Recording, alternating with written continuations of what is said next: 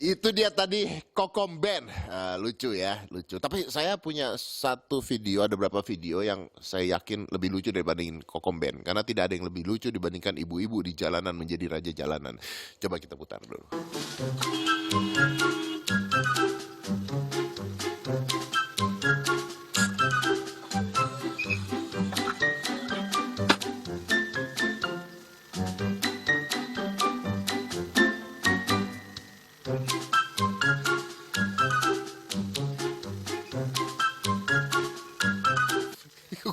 Gua nggak ngerti loh itu apa mati mesinnya itu apa sih? Main handphone di jalanan, ibu-ibu main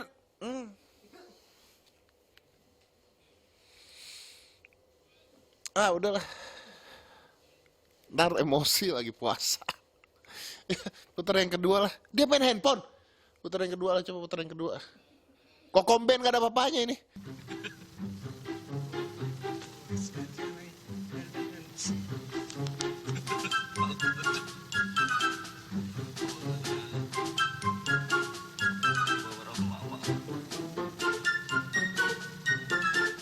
Nah itu dia tadi ibu-ibu ya di jalanan. Emang kalau ibu-ibu di jalanan itu udah tidak bisa dilawan. Jadi kalau Anda ketemu seperti itu dan polisi, ibu-ibu itu atau polisi, lebih baik Anda menghindar ibu-ibunya ke polisi. Oke, ngomong-ngomong tadi kita sudah ada dari pemerintahan, sudah ada selebriti juga. Sekarang langsung saya mau bicara dengan seorang dokter, tapi wanita juga, cantik dan lagi hamil. Langsung aja, ini adalah Dr. Mesti Aryo Tejo. Apa kabar? Halo Mas Dedi. Baik, alhamdulillah. Mas Dedi apa kabar? Baik, sehat. You're pregnant, right? Lagi hamil kan ya? Yes, 8 months. Wow, 8 months. So, how do you feel? Karena setahu saya itu wanita dalam keadaan hamil itu dia punya immune system itu constant flux gitu. Dia naik turun. Kadang-kadang naik, kadang-kadang turun. Sebenarnya lebih rentankah terhadap virus or COVID? Ya memang kalau terhadap virus seperti yang sudah ada penelitian sebelumnya terhadap SARS sih, sebenarnya SARS yang pertama, memang itu sangat menjadi risiko yang tinggi sekali. Okay. Tetapi kalau untuk SARS-CoV-2 ini, untuk COVID sebenarnya masih belum jelas penelitiannya.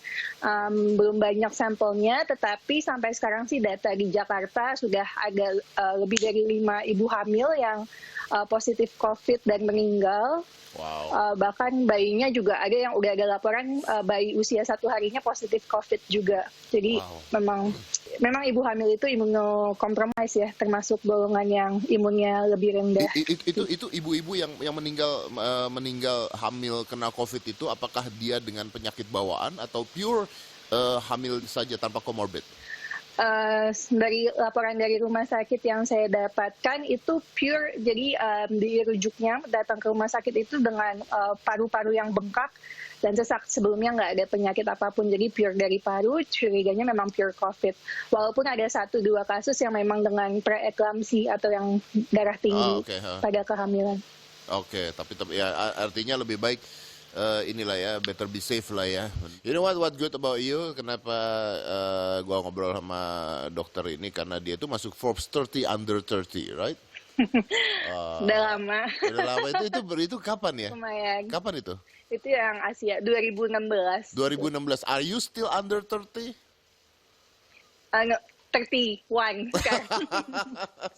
Sekarang udah 31 gitu ya. Oke. Iya. Waktu itu Dr. Mesti ini membuat aplikasi yang namanya adalah wecare.id, right? Iya, betul. Oke. Iya, betul, Mas. Buat penonton yang nggak tahu, wecare.id itu kalau tidak salah adalah dia mengumpulkan kayak donasi uang-uang untuk pasien-pasien yang berada di daerah-daerah atau pedesaan yang memang tidak mampu untuk ke dokter gitu, bukan sih sebenarnya? Iya, jadi begini Mas Dedi, jadi kan kita punya sekarang namanya BPJS atau JKN ya. Betul. Dan masyarakat juga banyak yang bertanya, kan JKN nge-cover semuanya, tetapi permasalahannya adalah fasilitas kesehatan yang mungkin di perifer itu fasilitasnya nggak lengkap gitu. Jadi ini berawal dari pengalaman saya ketika bekerja sebagai dokter di Flores. Nah, di sana banyak pasien-pasien yang harusnya bisa selamat atau sembuh kembali, tetapi karena fasilitas yang terbatas, mereka harus dirujuk ke kota besar seperti Jakarta atau Bali. Tetapi mereka nggak punya uang untuk transportasinya atau akomodasi untuk yang menemani, dan akhirnya mereka mundur. Jadi waktu itu saya tercetus ide ini untuk menjembatani, Oke, untuk I see.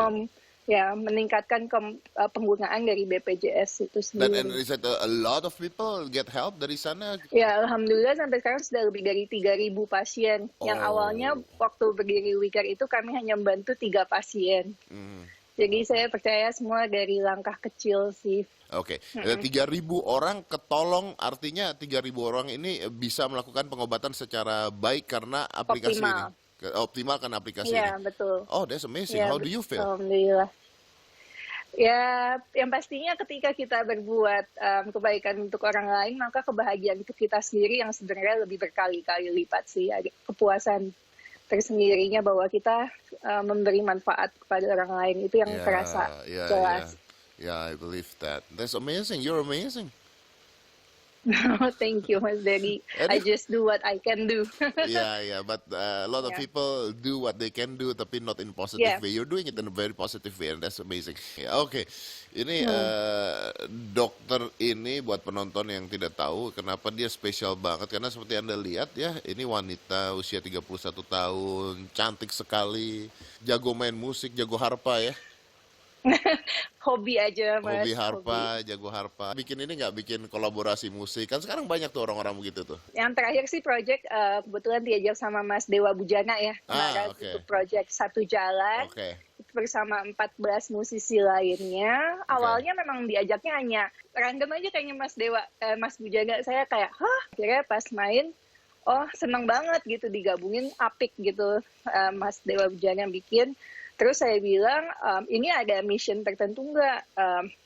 Ya pokoknya ini intinya di situasi ini kita semua harus kompak satu jalan dan semua sama. Nah, tapi akhirnya saya tanyakan, ini mau nggak ini buat sekalian untuk galang dana untuk masyarakat yang terdampak COVID gitu. Menurut Anda, wanita hebat itu adalah wanita yang Wanita yang tegas, tahu bagaimana harus bersikap dan tahu bahwa tujuan hidupnya adalah memberikan manfaat kepada orang lain sekecil apapun yang dia bisa.